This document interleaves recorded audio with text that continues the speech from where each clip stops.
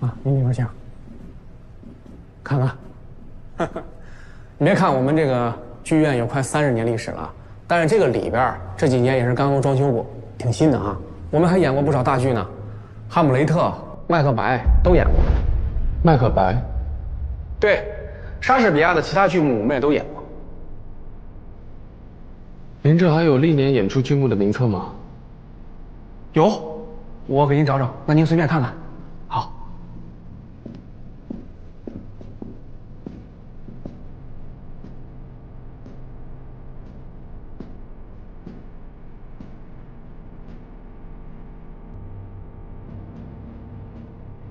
哎，您看看。哦，谢谢。没事。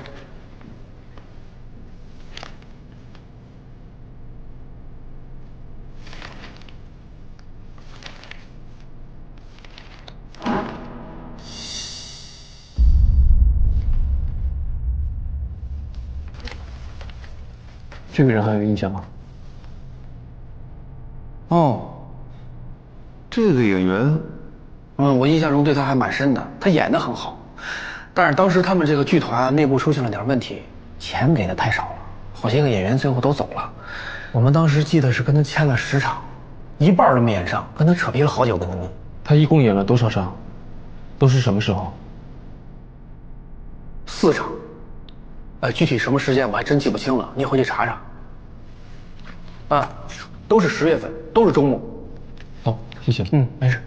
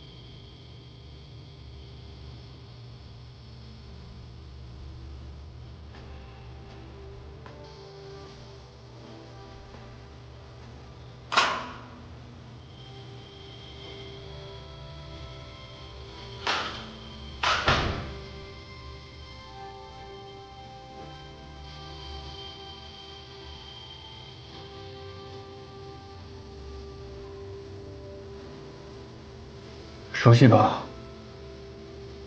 你一共演了207场麦克白，每一次演出结束的时候，剧院就会放这首音乐，提示观众离场。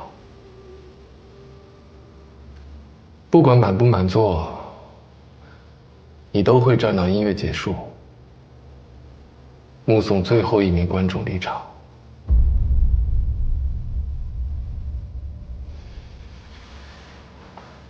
很长的一段时间里，不管你怎么努力，你的演出依旧卖不了票，剧团亏损，甚至打算撤掉你的剧目。你试着去别的剧团面试，可根本没人看得上你，大家都喜欢那种大开大合的表演。相比而言，你演得太差了。你这种话是什么意思？声音继续向全屋子喊着：“不要再睡了！格莱美是已经伤害了睡眠，所以考特将再也得不到睡眠，麦克白将再也得不到睡眠。”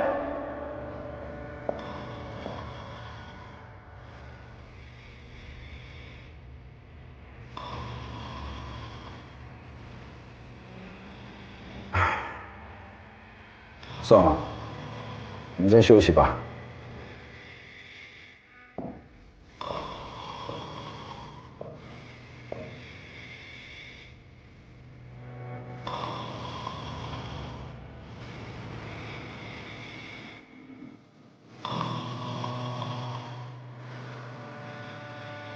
你好，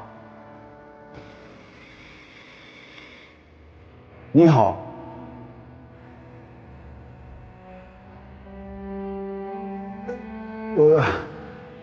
我是刚才饰演麦克白的演员。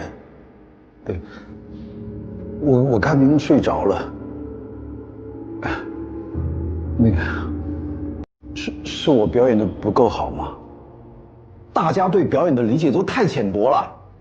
你看，一提到演技就是会不会哭，要么就是一些所谓的学院派，开口闭口都是当下最流行的布莱希特。但斯坦尼的表演体系才是最经典的，体验角色，成为角色，真正存在舞台之上，不是表演，而是生活。真正的表演不应该有任何方法。查拜，查从命令空空一地金空查芒行路，两位จะ来空门，把了从没红门一片空，查头红位，查在红龙马子扛红一带路，轻轻路红爱的发动，到这个冲猜买红龙棚，这排狂龙，这一痛狂，一买一斗楼。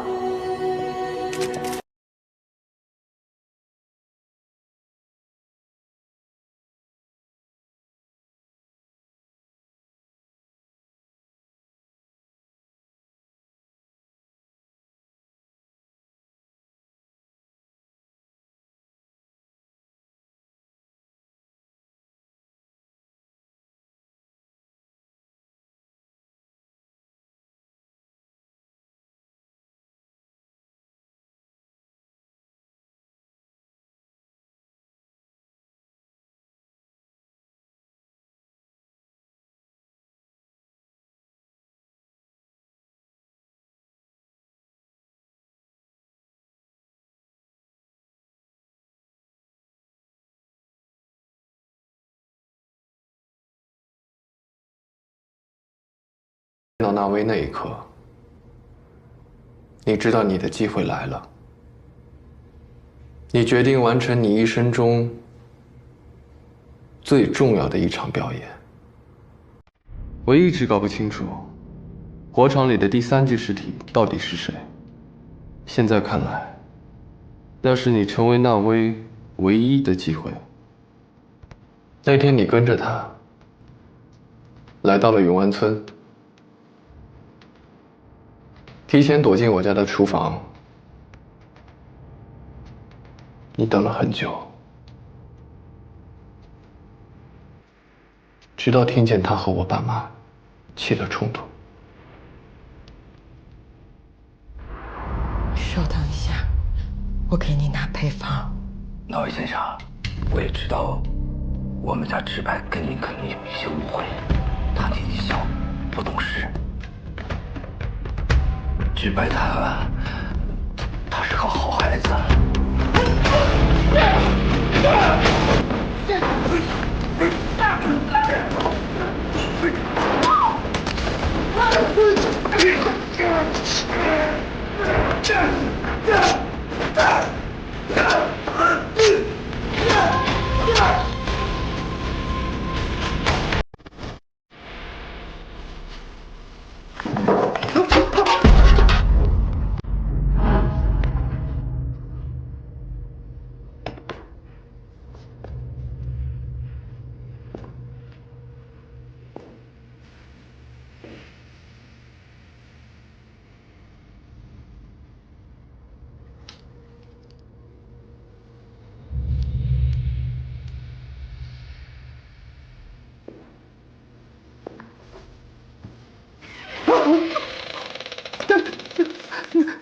那回是的，我没有，我不就近观察，替人生活呀，我不要打我！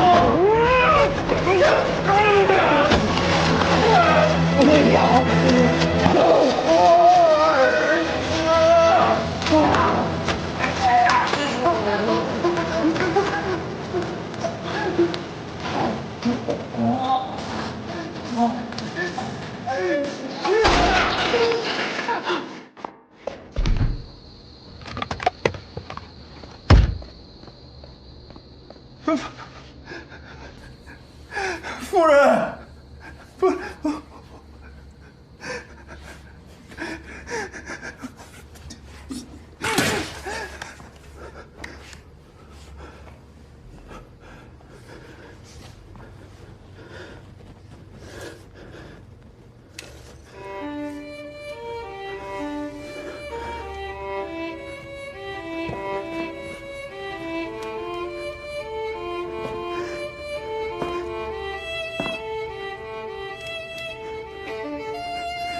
大家，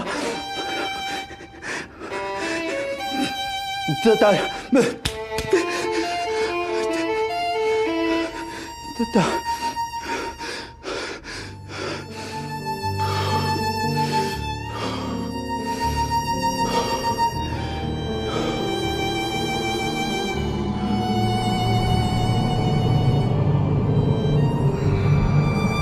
大家好，我是纳维。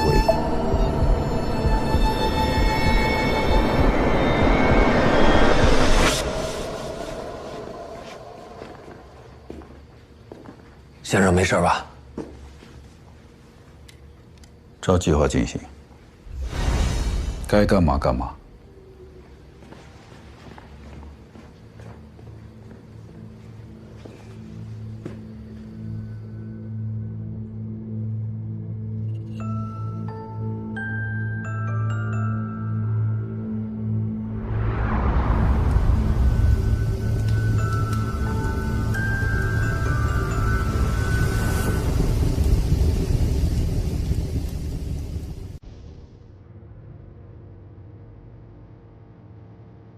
朝一个和自己一模一样的人脸上开枪，什么感觉？你杀了他，也杀了你自己。从那一刻起，你就是纳维。往后的10年里，你完美的诠释了这个角色。甚至连他的亲儿子都没发现。唯一美中不足的，就是那支钢笔。尽管你后来找了一支一模一样的，但是假的就是假的。它无时无刻不在破坏你的信念感，提醒你。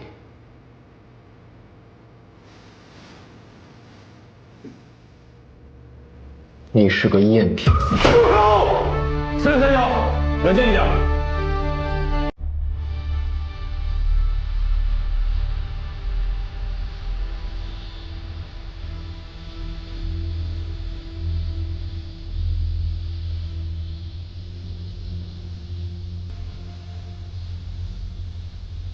知道你为什么杀我哥了，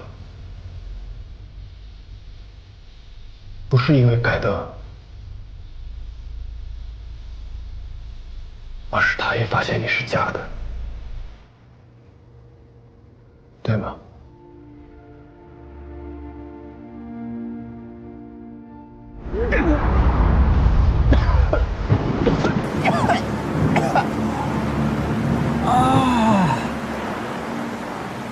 哇！没想到你这个老头手劲也挺大呀。我儿子到底在哪？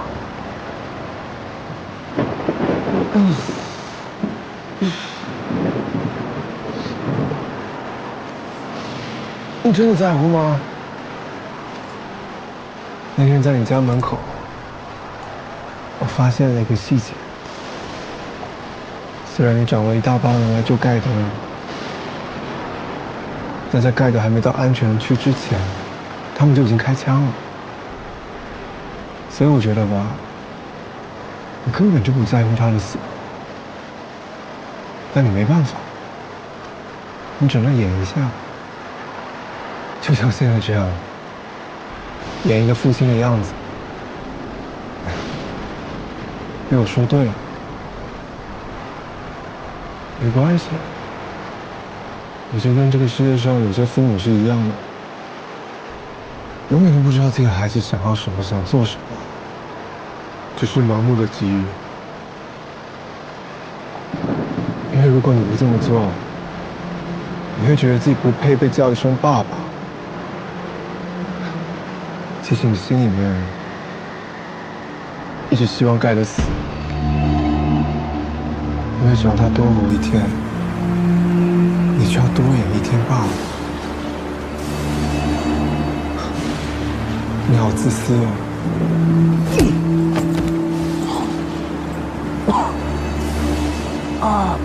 你懂什么？一个父权社会下的成功男性，他的爱是必然的，也是无解的。他的核心是一个只爱自己的父亲，他绝不可能爱儿子超过他自己。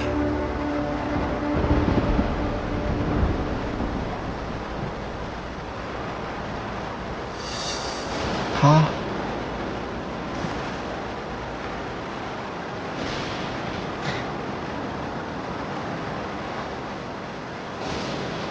难怪那只李笑妹不是你的 DNA， 你根本就不是个爸爸，你是个替身。让你闭嘴！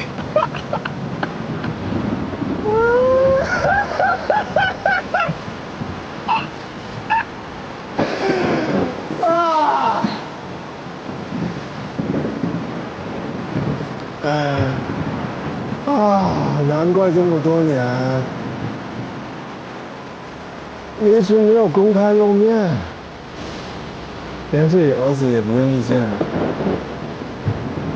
你是怕露馅吧？就凭你编的这一段什么父权社会意识形态，就能当一个父亲的支撑点？你记得你自己父亲长什么样子？你当过父亲吗？ 你没当过父亲就想要演一个伟大父亲，还被我看穿了，你真他妈演得太烂了！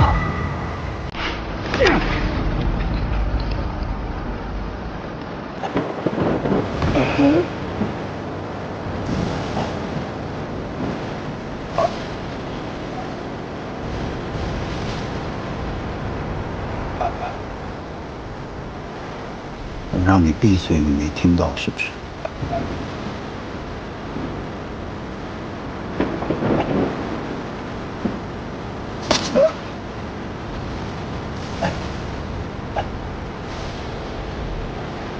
现在你就要死了，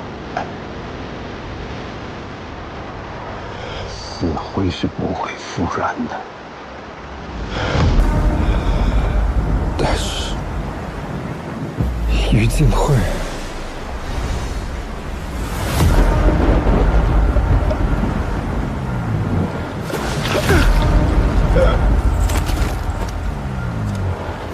把尸体处理干净。 多找几个人，查清楚他和那几个同伙最近都去过什么地方，务必尽快找到盖德。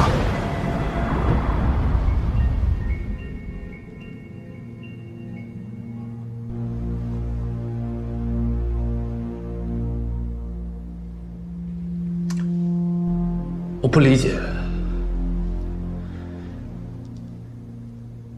如果你当时向他承认你不是那位。 这件事情就到此为止了，根本走不到今天这个地步。为什么？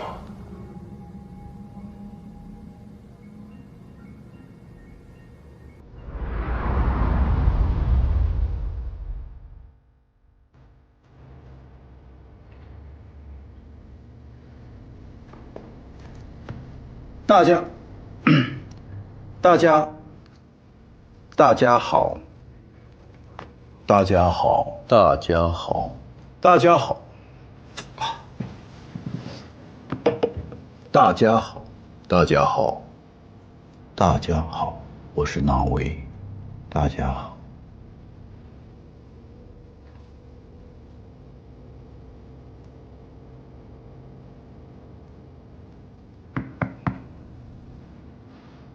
谁呀？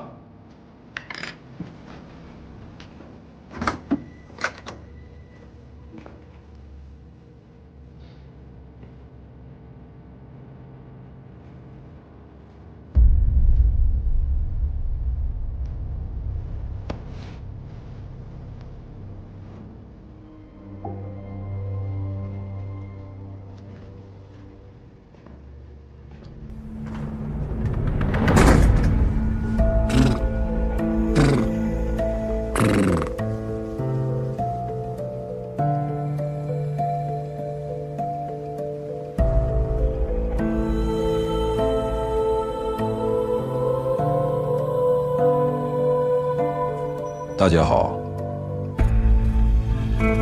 我是那威。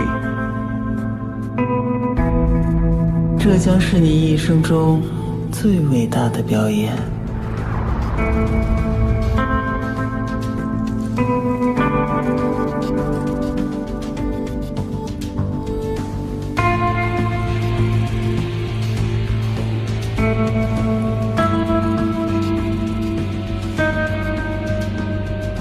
我就是那威。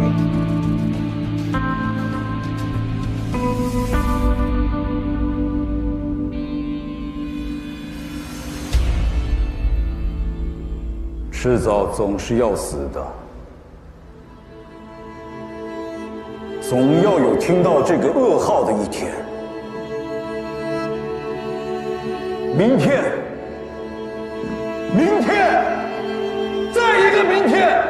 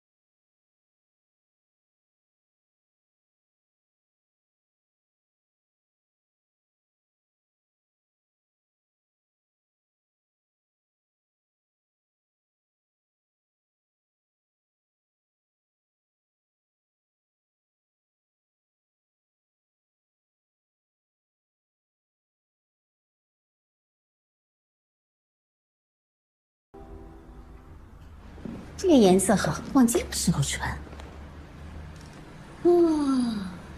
对，逛街的时候还得有点可以走路的鞋子哎。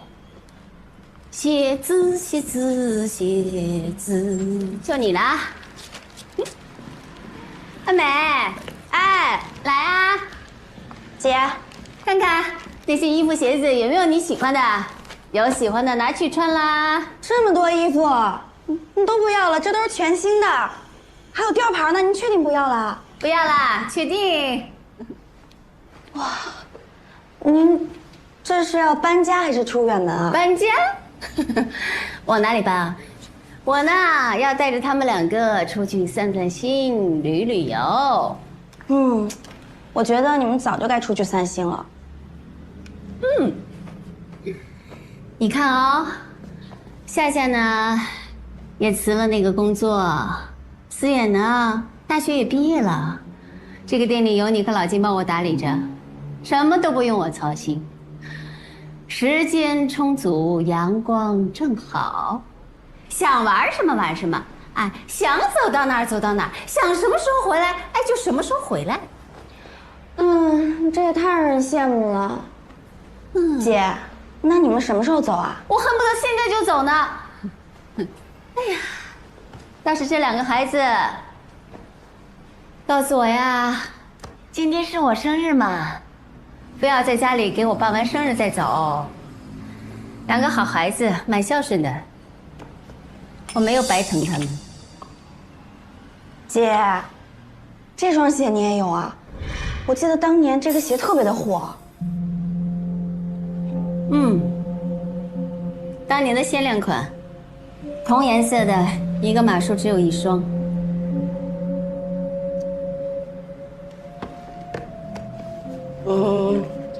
那我看你舍不得，要不我帮你收起来吧。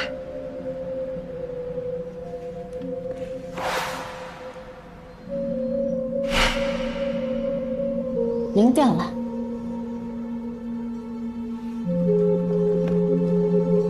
行，那我下去了。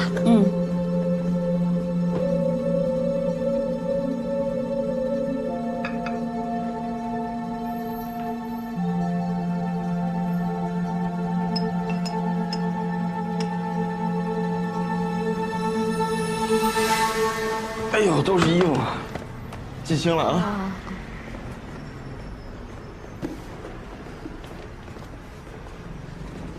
买什么去了？大包小包的。这不过几天去海边吗？美华姐说让我给她弄点潜水设备，我说那儿都有，她非说有备无患。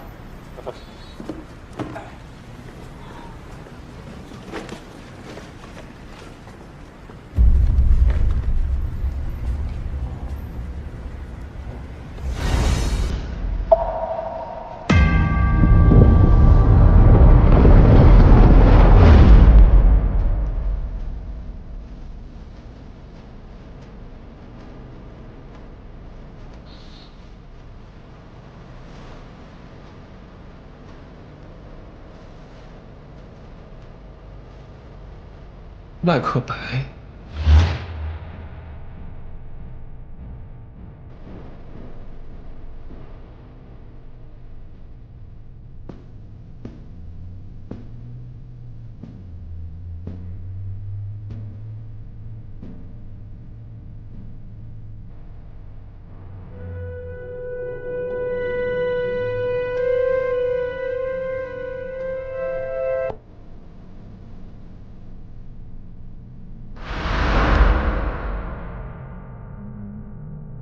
雪，雪，亲爱的，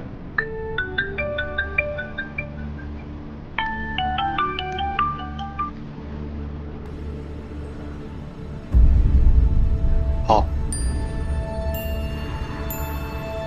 说报告出来了。他也联系过我了，一起去吧。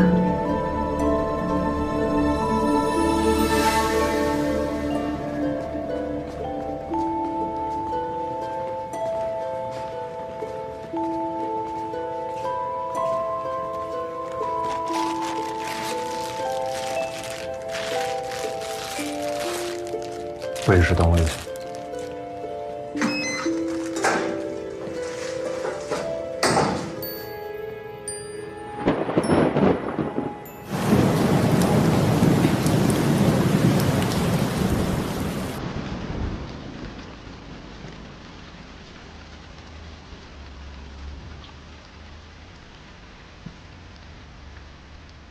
那把枪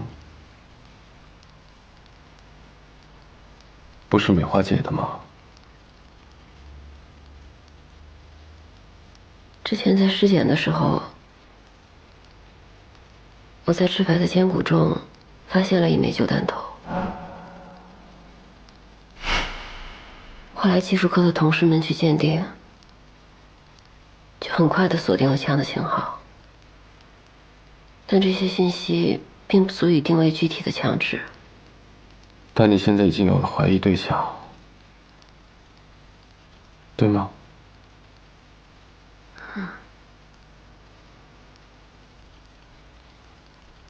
直到我发现，杀死铁心的那把枪和杀死知白的枪是同一把。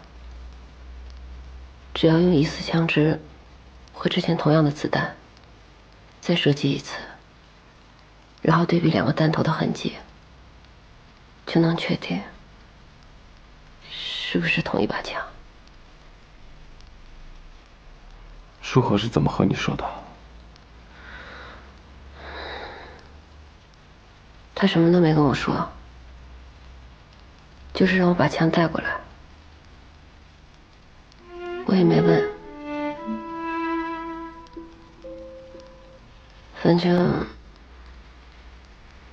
如果比对成功了，他自然会告诉我们一切。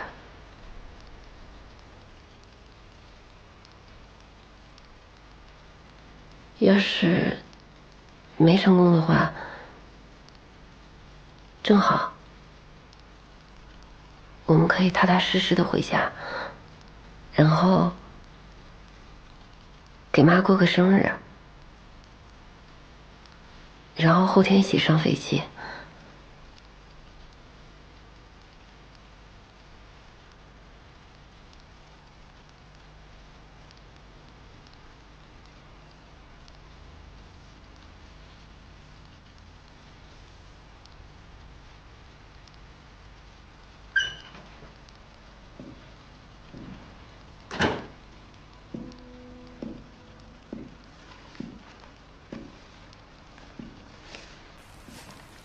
这个是弹道检验报告。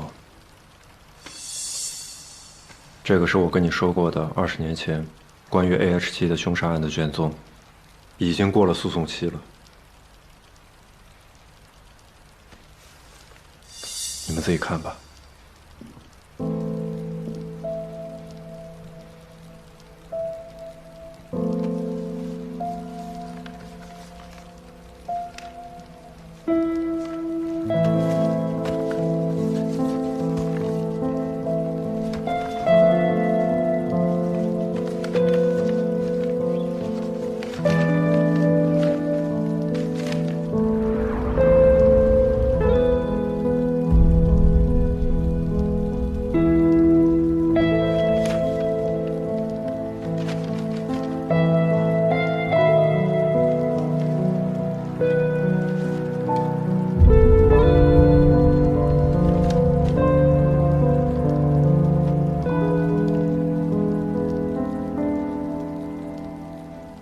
能够半小时吗？今天是他生日，我答应了，要给他做马甲线下面。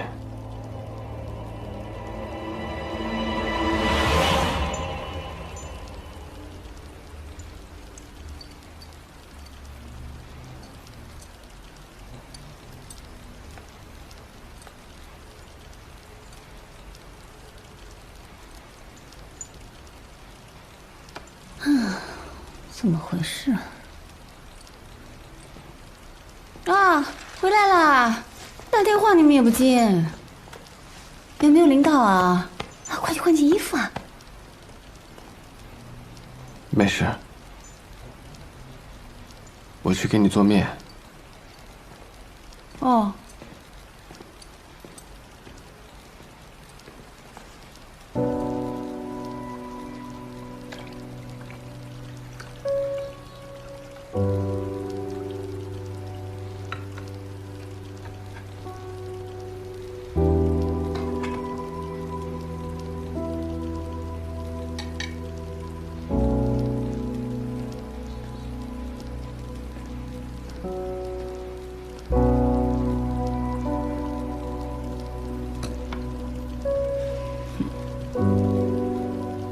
生日快乐，妈！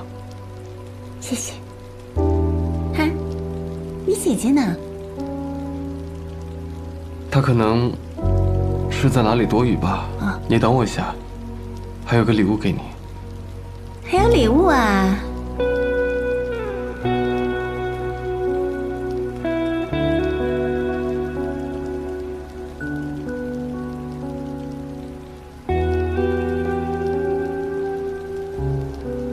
这双鞋我小时候见你和妈一起穿过，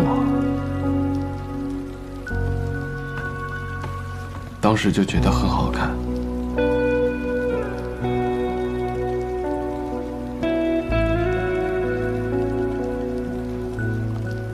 试试吧，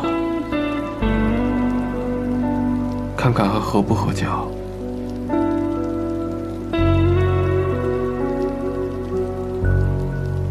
好。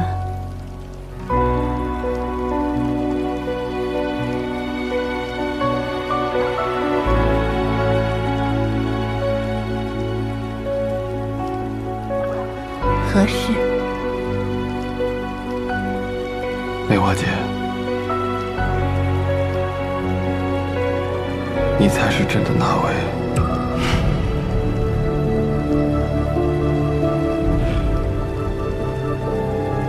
对吧？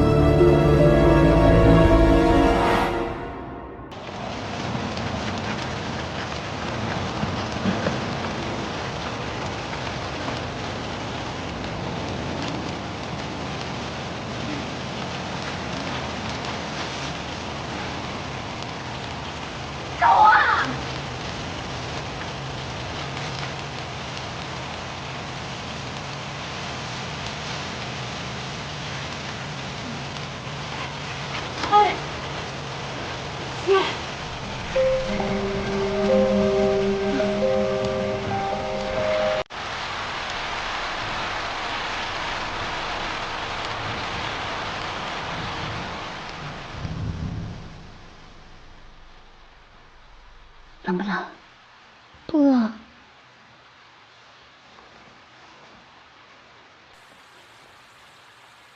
哎呀，去睡觉。这是我的衣服啊，你看看能不能穿。我看你这鞋也破了，觉得咱们俩脚也差不多大，你试试啊。我没穿几次，我自己来。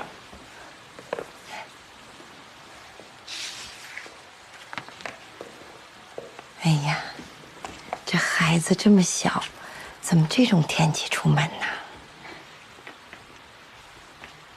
行吗？合适，合适的。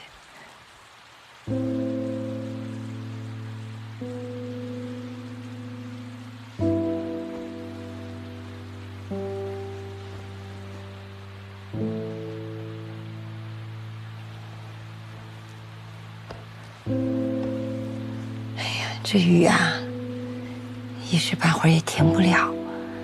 你们呀，就在这住下，好好休息。有什么，明天再说。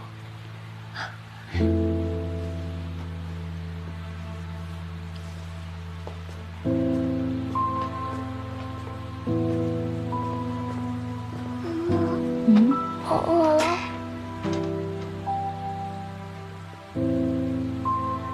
睡觉。睡着了，肚子就不叫了。乖。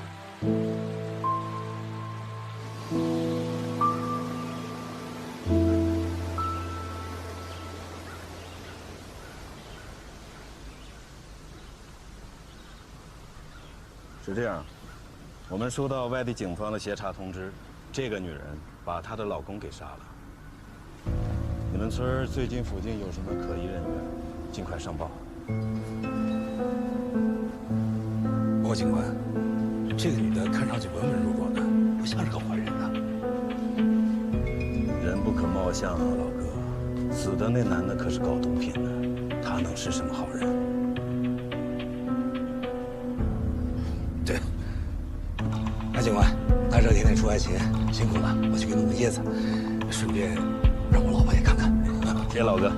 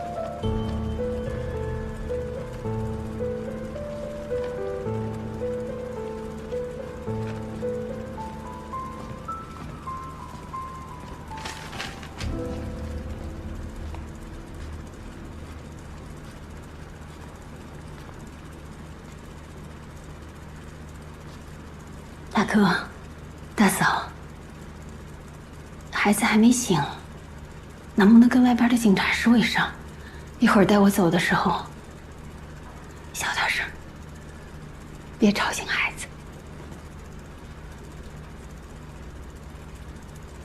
我们也是看你老实，一个人大晚上带个孩子不容易，所以才把你收留下来的。可是你这……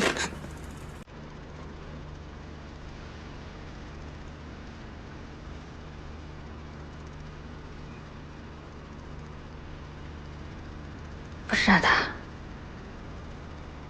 死的就是我们娘俩。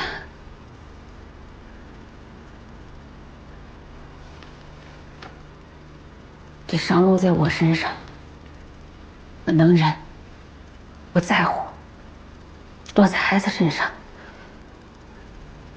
我只能拼命。大哥、嫂子，夏夏懂事。好孩子，不会给你们惹麻烦。你们都是好人，我走了，这孩子。妈妈，我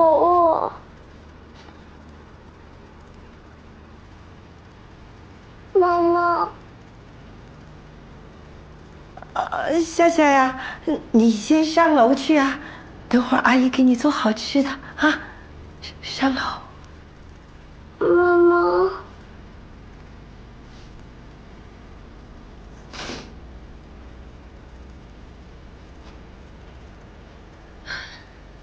听阿姨的话，乖，上楼去。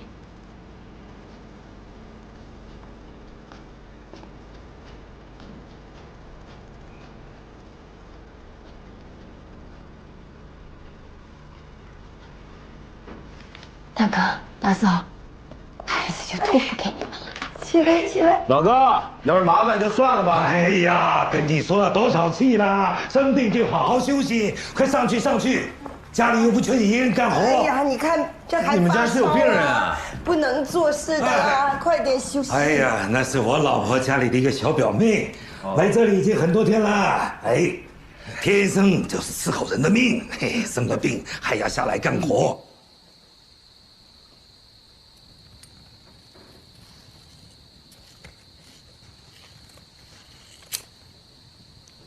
今晚就不一样了，啊！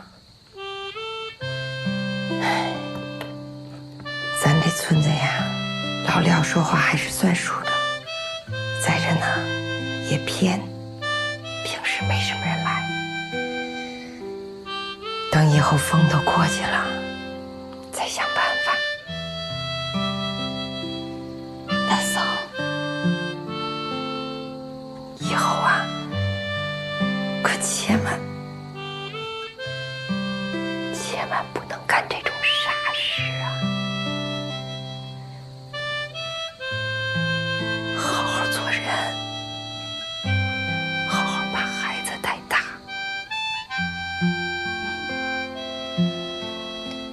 就是对我们最好的报答了。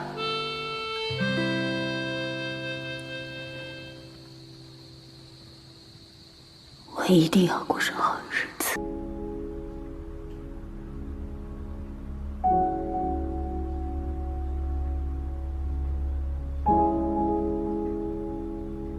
思源，谁都有资格指责我，唯独你不行。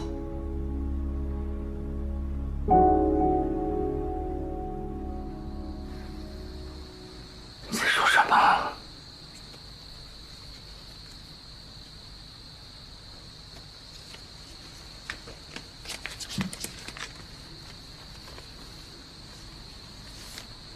说什么 ？AH7，由甲基苯平胺演变来的，是一种跟病毒类似的新型毒品。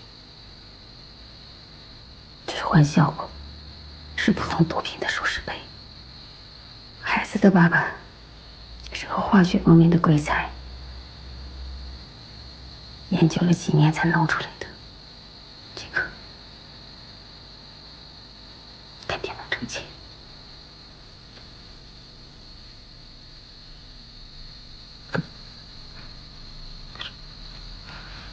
可这是犯罪呀！我没错，但我需要人手。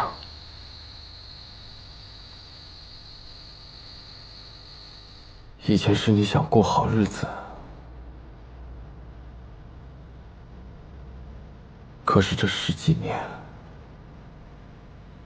你有无数次收手的机会。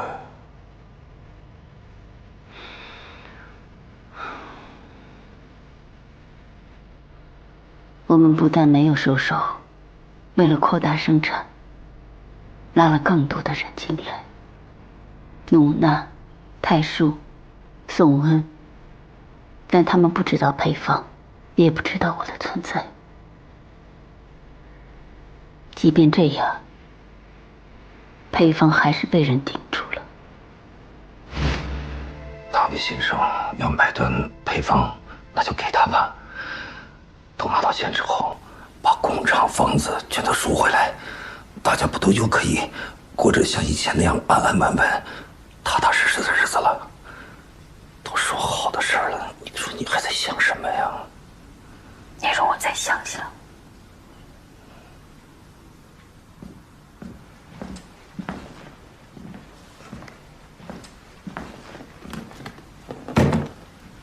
县上还有点急事要处理，如果你们考虑好了，直接把配方交给我就可以了。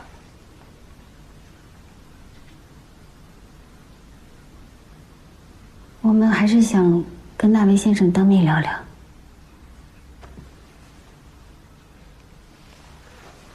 我看就没有这个必要了吧。如果你们还没商量好，那就慢走不送。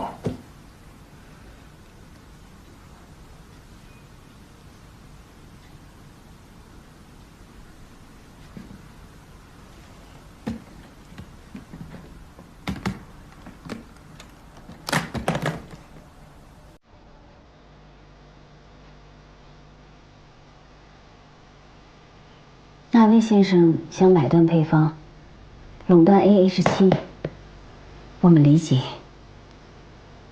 但垄断永远都是排他的。以我对那先生的了解，如果交出配方，我们还能活着走出去吗？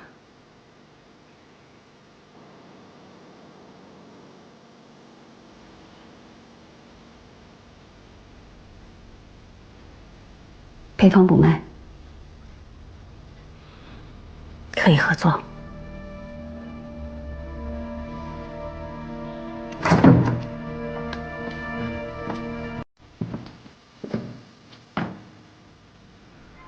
你们想怎么合作？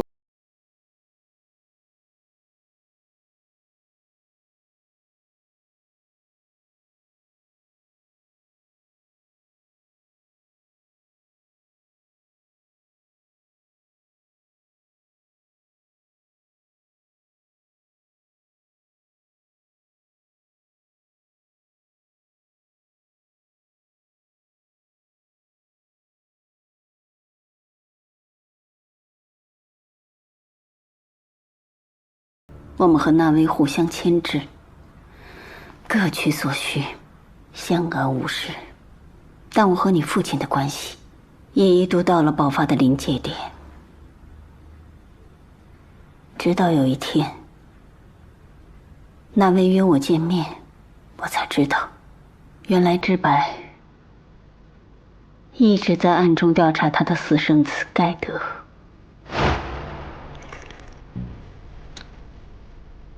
廖志白一直死咬着我们家盖德不放，不杀他，我难受。可要真杀了他，廖念国肯定跟我翻脸，咱们生意也会受到影响，对吧？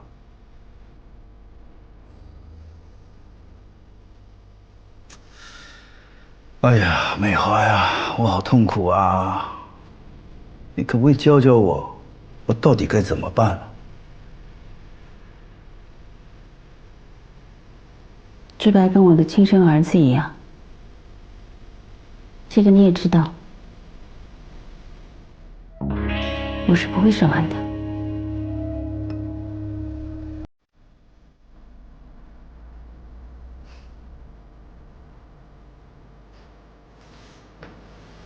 我还以为啊，能够亲手杀死老公的女人，不会那么优柔寡断呢。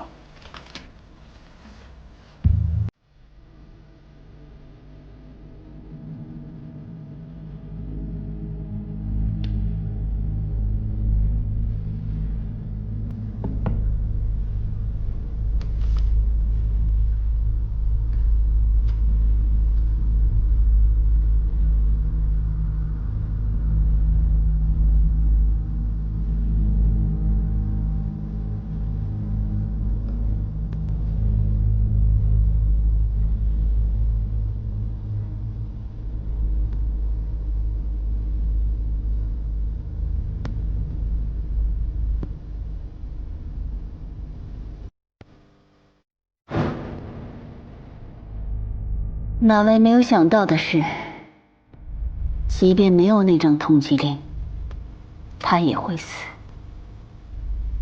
只是在他拿出来的那一刻，宣布了他的死亡时间。那一刻，我觉得老天爷都在帮我。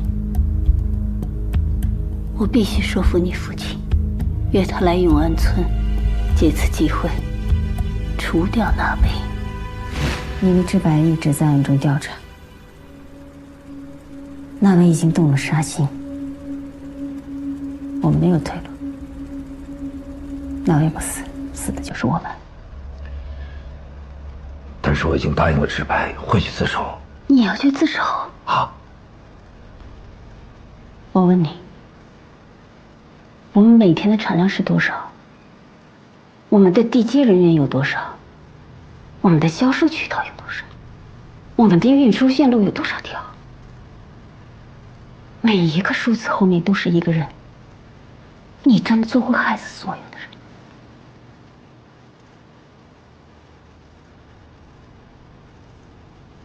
自首。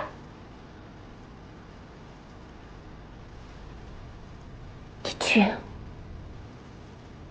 我陪你。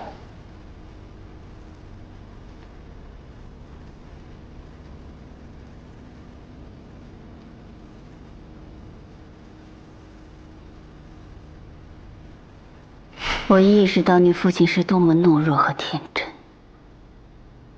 我只能靠自己。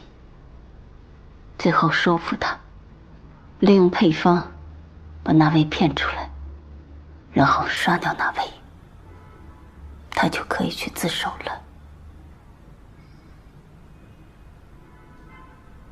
其实我早就知道，没有人能活着走出那场大火。但老天爷似乎跟我开了个玩笑，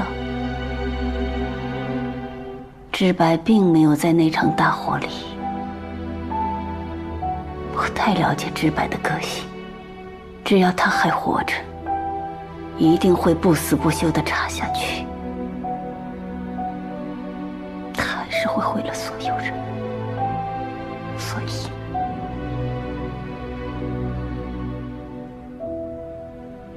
知白必须死。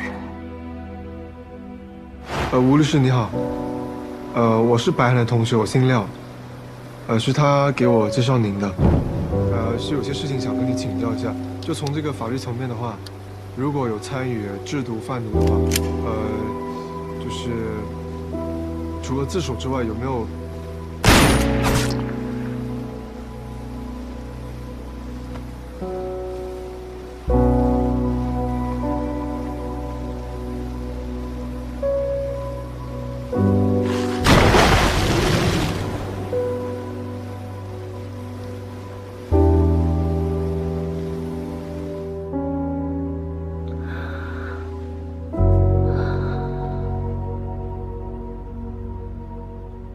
在命运面前，谁都没有选择。亲人、朋友、孩子，你们都是我的家人。你们每一个人的离去，就像一把尖刀从我的心上划过，在一边流血，一边结痂。那场大火烧尽了我的过去，重塑了我的未来。那一夜，我接受了自私和欲望，获得了真正的自由。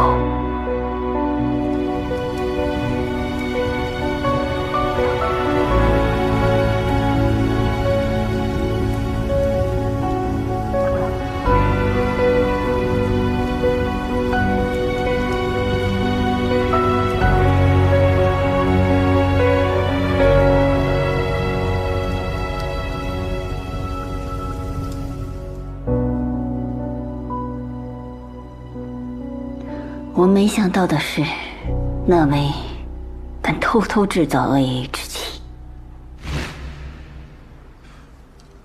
我后来啊，派人去查过，说是炸毁了果干工厂的炸药，几乎埋满了整个厂子。这可不是刘海勋的风格啊，是你吧？我警告过你，绝对不许碰毒。那位名下的产业够我们活几辈子了，你听明白了吗？不碰毒品，你开什么玩笑？这几年咱们的生意越做越大，你该不会真以为自己是什么商业天才吧？再说了，当初想要你的配方，为的不就是要用毒品去打通各路的关系吗？你不要忘记，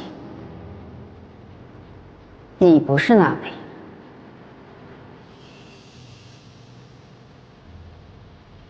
哦？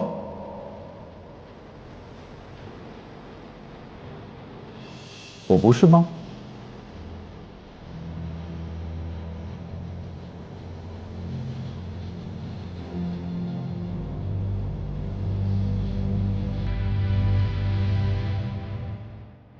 他是个戏痴，偏执狂，他已经无法自控了。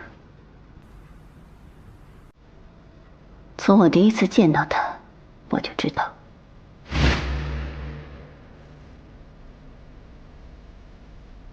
你好。对，我看您睡着了，是我表演的不够好吗？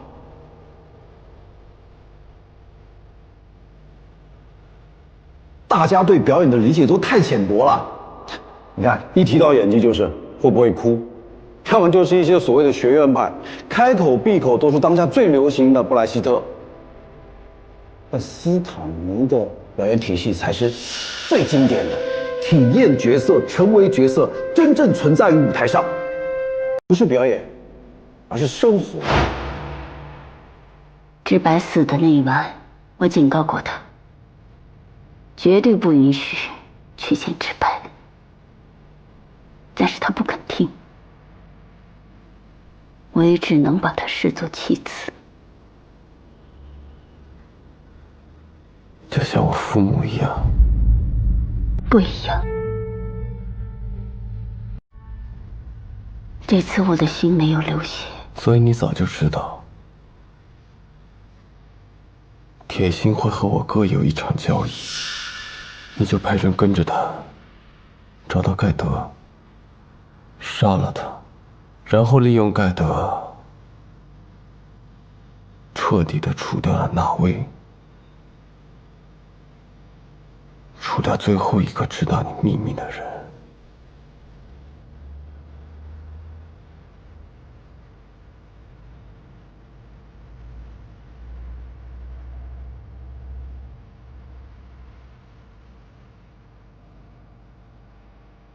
故事的开头总是极具温柔，从女儿到妻子，再到母亲，这几乎是每一个女人的一生，在颠沛流离中完成身份的转换。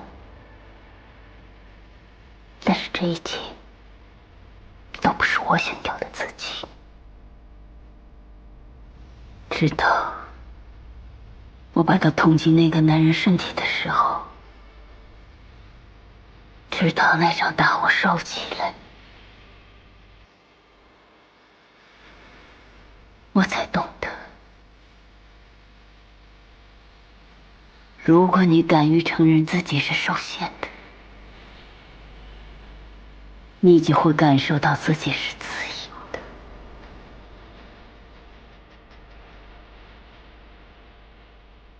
我真的渴望自由，从此我不再委屈我自己，不再讨好任何人，不再被黑白评判。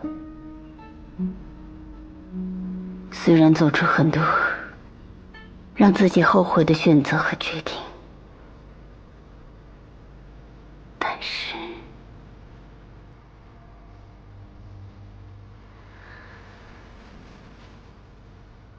谢天谢地，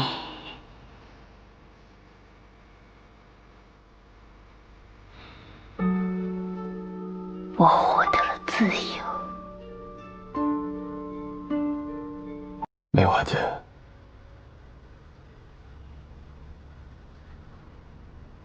我知道这个世界的本质就是不公平。你想要抗争，你想要自由，你想要活成自己想要的样子，可以。可你有没有想过，那些因为你而直接或间接受到伤害的人，他们也跟你一样，是被原生家庭逼到无路可走的女儿，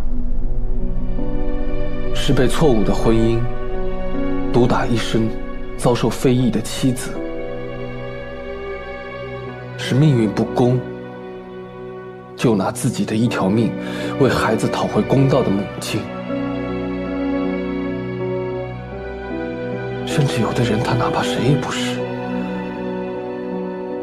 他只是想做真正的自己，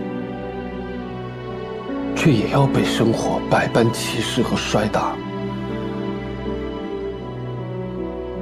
他们每个人都是曾经的你，你手中的刀刺向的不仅仅是那个曾经伤害你的男人，也刺向了曾经的你自己，那个挣扎、困顿、绝望的自己。即便这样，你依然觉得自由吗？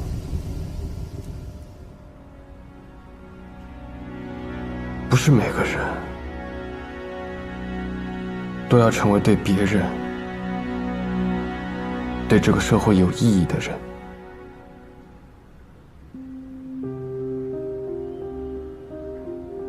我们有权利活成自己喜欢的样子，你有权利只为自己而活，但是这一切有一个前提，不能伤害别人。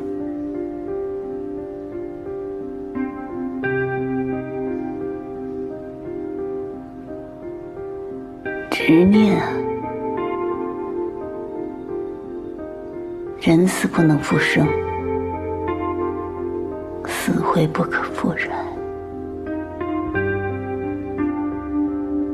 但于尽毁。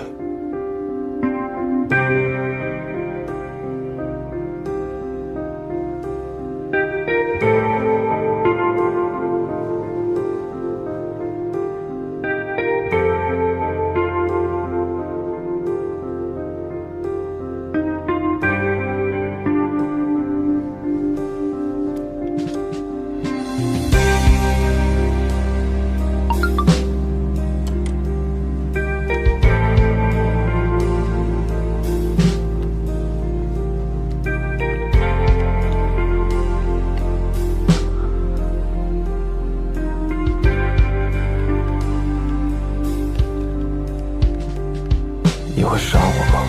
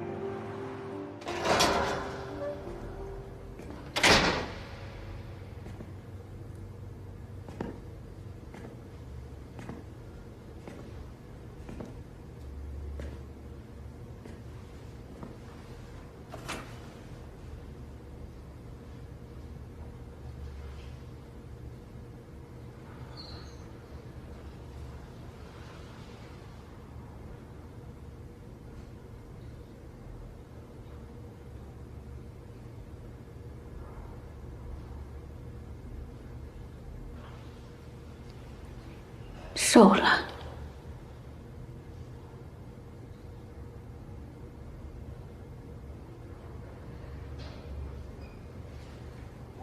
不用来看我，没法接受，就别去面对，做你想做，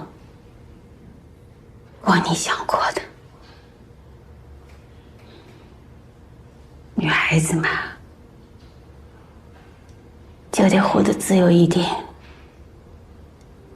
自由才开心呀。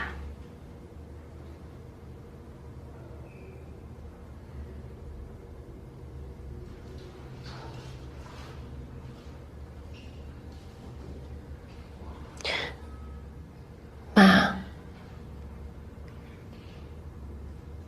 谢谢你为我做了那么多。虽然你嘴上说的是为了你自己，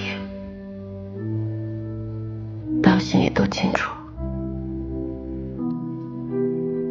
对不起啊。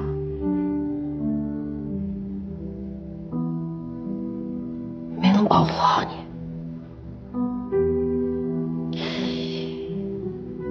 傻丫头。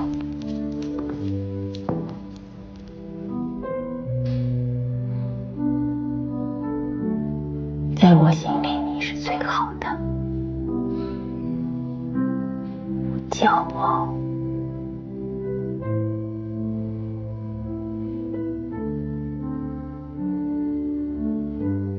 我也有梦想，即便没有一个好的开始，也期待有一个好的结局。想想，好像现在才是最好的。能看着你长大，开心的活着，就是我最幸福的结局。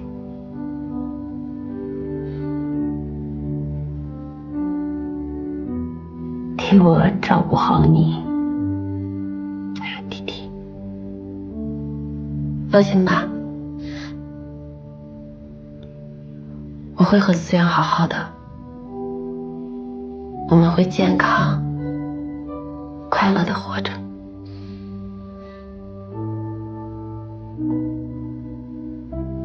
你一定要看着。好。我看着。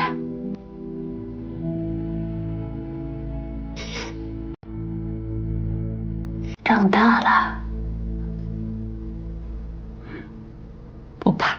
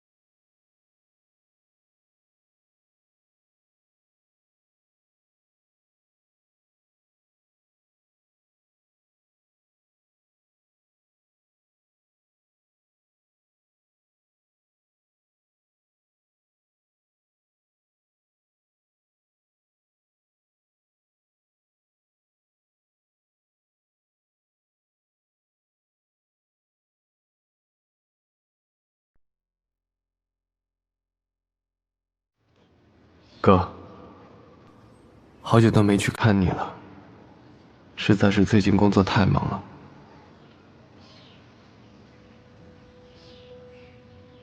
我没有成为一名警察，还是选择当了一名老师。上周让他们写了一篇作文，题目是《我的哥哥》。老师，我没有哥哥。老师，我也没有哥哥。老师，你有没有哥哥？那我们今天就换个题目，写我自己，好不好？好。现在这帮孩子太可怜了，连哥哥都没有。你有？我有爸爸。舒和现在就是警局一名普通的警察。舒和，新案子的宣通到，去取一下。好。我去吧，我去。那怎么好意思？那行吧，你帮我拿一下。好的啊。不过听说他的调令已经到了，官复原职指日可待。白涵判的久了点，我上周刚去看过他。阿甘和阿泰已经出来了，他们包下了那片虞美人山坡，开始了直播卖花。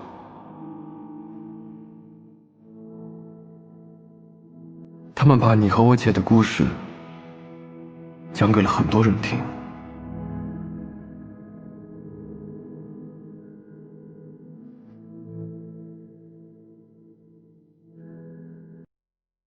至于我姐，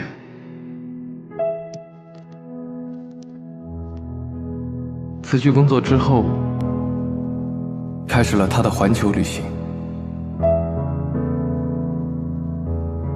然后全身心地投入到了关于 DID 的研究。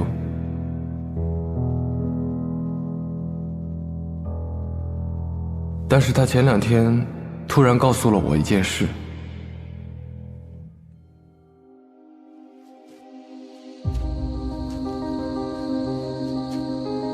他在距离这里很遥远的地方，发现了一样东西。